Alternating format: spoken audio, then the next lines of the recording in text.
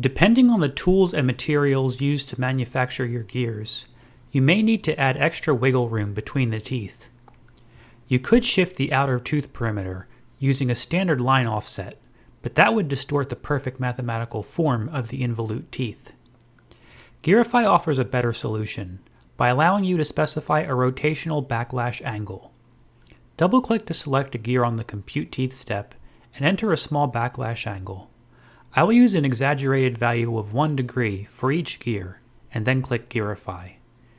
You will now see the added wiggle room between your gears. This will rotate the right-hand flanks forward by 1/2 the backlash angle, and the left-hand flanks backward, all relative to the gear axle. This has the effect of thinning the teeth without distorting the perfect involutes. Observe a comparison between the original gear with 0 backlash and the gear containing backlash. By rotating the backlash gear forward or back by 1/2 the backlash angle, you see the flanks align perfectly with the original involute forms.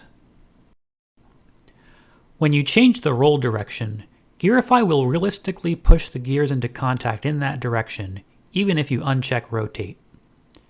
During the forward engagement, the flanks on one side align perfectly with the virtual pitch curve, and the opposing flanks for backward engagement.